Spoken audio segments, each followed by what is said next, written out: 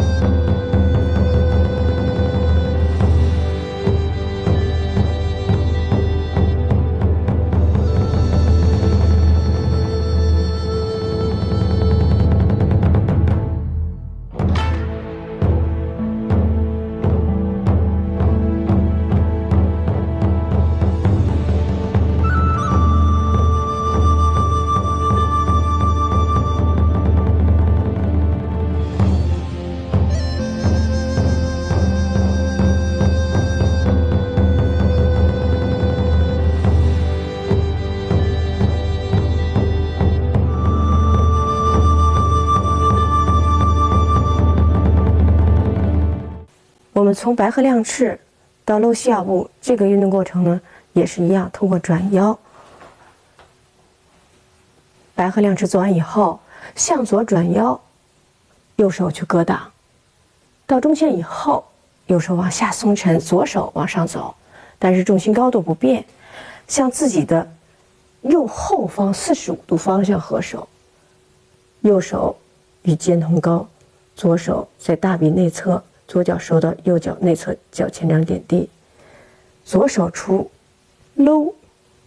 右手收耳侧，左脚向左斜前方出步，弓步正前方，右手食指与鼻尖同高，左手按到左大腿的侧方，重心后移，后脚踝关节放松，背往后倚靠，左脚向左外侧45度方向掰脚，左手向自己的左后方45度方向合手，与右侧方的相同，只不过肢体互换。右脚出步，右手搂，左手收耳侧，左手推出去，右手有一个按掌，按到自己右大腿外侧，左手食指对准鼻尖，保持身形的中正。这是第二个搂膝奥步，重心再后移，保持身形的中正。右脚向正前方的右斜侧方45度方向掰脚。重心移至右腿，左脚点地，这时候调整身形，出步左搂，右收手，左弓步，右推掌，保持立身中正。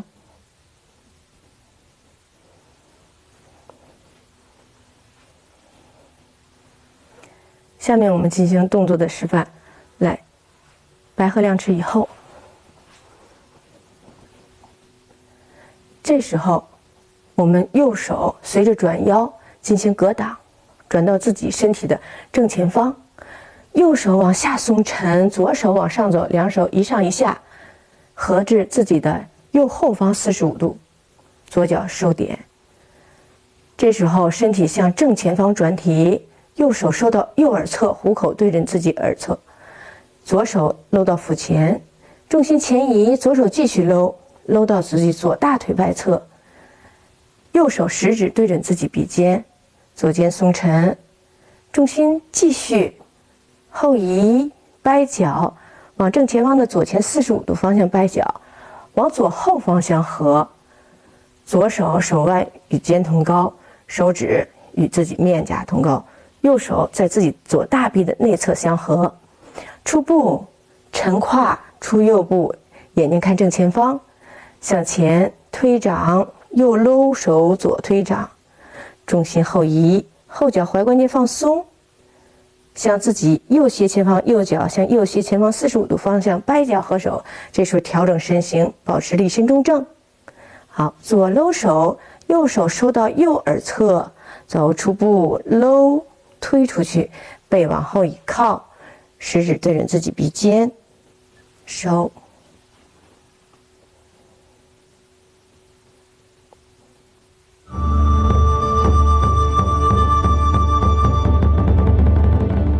那奥步是什么呢？是指左腿在前，右手在前，是一侧的。那顺步，比如野马分鬃，它都顺步的，左臂在前，左腿在前，它是顺步的。那么搂膝奥步，大家听这名字，就是一只手去搂自己膝盖的前侧，去格挡对方的手或者是腿脚。那么搂膝奥步的时候，左腿在前，右手在前。那么比如左腿去攻防，这右手也去攻防，右手去干嘛？去推击对方的，比如说躯干部分，那么形成搂膝推掌的这个动作。大家容易出现的错误，大家看一下，不转腰就直接右臂格挡，不转腰，没有转腰的这个意识。那我们在做的时候，好像我们这有人击打过来，他一定要转腰，用这个小臂的下侧方去格挡才行。所以呢，要有转腰的这个意识。我们现在出现不转腰，就是只动胳膊不动腰，所以下次我们做的时候一定要转腰带臂，转腰带臂。然后呢，右手臂往下呢不松沉撤，就是什么是撤呢？就是用肘关节往后带引撤出来，而不是往下松沉着走。一定要用右臂格挡以后，它要有一个往下松沉的气沉丹田往下松沉的走，两手相合。这时候又出现一个什么呢？就是两个手是一顺的走，没有上下相合走，就是这手一定是一上一下合到自己的右后方。那么有的同学就一顺出去了，那我们做一下一顺出去的啊。好，格挡，左手就跟着一顺出去了，这个感觉就好像没有上下相合的这个意思。那泰拳一般很多都是相对运动的，所以呢，它要有一个上下相合，因为这也是这个攻防里面一个手法，两手一定要有一个相错的这个意识去撅对方的手臂的反关节，所以一定是一上一下相合的劲。那么这个时候呢，又会出现什么？出现右胯往外突出，因为很累了，所以右胯容易突出。这时候我们一定要脸臀立腰，把胯根收进去。好，这在出步的时候，两脚又会在一条线上，不沉左胯就出步。那么这个时候右手也是不搂，没有搂的意识，停住了不搂，一定要是有搂，右手收耳侧，屈臂收耳侧，而不是抬肘。有的同学是抬肘，肘高于自己肩膀，这时候一定是沉肩坠肘，肘一定是低于自己肩膀，收至耳侧，从耳侧来再往外，往转体后左外侧出步，左手搂按，右手推，推的时候呢，食指一定是对准自己鼻尖。劳宫穴呢，微微的稍微放松一点，对，你凹一点点。左手要有往下撑按的力量，有的左臂过于僵直，弓步时左臂过于僵直，一定是松沉的。那我们在做这个时候呢，肩呢不要抢肩，也就是推击的这个掌，这肩膀往前抢的厉害，不抢肩。背要往后一靠，形成一个左右肩对称的一个平衡。弓步的时候，有的同学呢弓步不到位，弓一半，这个时候一定要弓步弓到位，膝盖只要不超过自己左脚的脚尖就好。还有的同学就是什么呢？翻胯，这后胯翻胯，后脚不粘转，形成翻胯的动作，一定要把后胯根松沉下去。提顶还是一样，含胸拔背，脸臀立腰。好，我们这时候把转过90度，向右转过90度，向正方向，白鹤亮翅，白鹤亮翅，松左胯根，对，好，想着转腰走。好，我们再做一个不转腰的白鹤亮翅，对，只是右胳膊动。那我们这个地方一定要注意转腰，用腰去带动手臂去走。格挡转腰，对，好。2往下要有松沉劲。3左胯，注意不要起胯，身体呢向自己的身体的方向，向自己的正前方的右前45度方向，右臂向自己的右侧方后45度方向。然后出步的时候注意，先不转胯，直接出步在一条线上。大家看这个，有的时候出步大家就在一条线上了，这时候一弓步，你看就在走钢丝了。所以这时候我们要求收脚，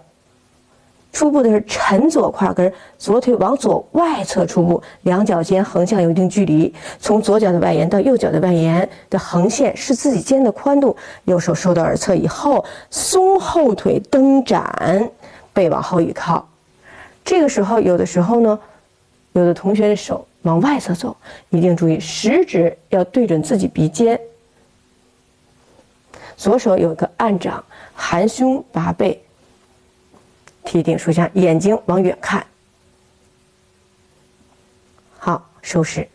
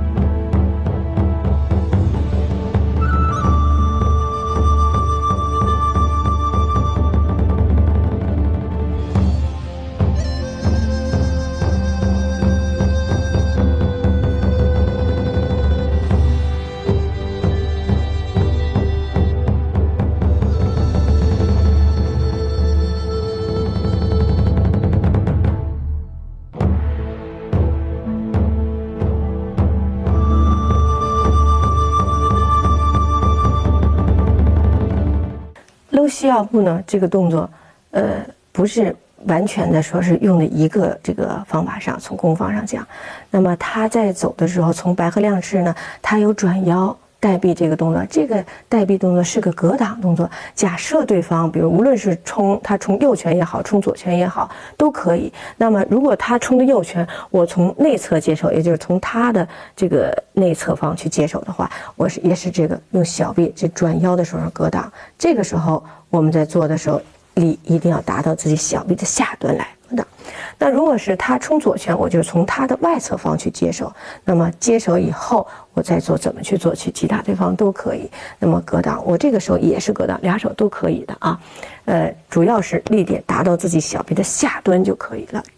力点达到小臂的下端就可以了。那我们再接着再走的时候，有个两手合臂，这个合臂的动作是什么呢？我刚才在讲的时候也说了，右手往上有往上的意识，左手往下有往下的意识，两手相合。这个时候，比如对方我抓住对方一个手腕的这个，勒住对方了，那我右手托击对方肘关节的上侧方，左手按压对方小臂的下端，形成一个撅臂的动作，手臂反关节撅臂的动作。那么这时候我们一定要是能够拿捏到对方的反关节。那如果我要接这个手的时候，我这么去做就没有用了，因为对方这个是正好是肘关节可以弯曲，这个就没有用了。所以我们这个拿捏的一定是注意拿捏对方能够拿捏到他的反关节。如果我要是拿捏这手，一定是换手臂去做正好啊，这个是一个。还有呢，我们在做最后这个搂膝拗步这个最后动作的时候，假设对方用腿踢击，比如他推，我这左手搂对方的手，然后右手是推击对方躯干或者腹部都可以，只要你把对方踢击的这个脚给他搂住防住，然后上手就可以去击打。当然也不一定完全是腿，可能也有的时候可能他也可以用手去，比如指当锤啊，这个栽锤啊去击打，你也可以搂完了去击打对方面部都可以的。好，这就是它的攻防用法。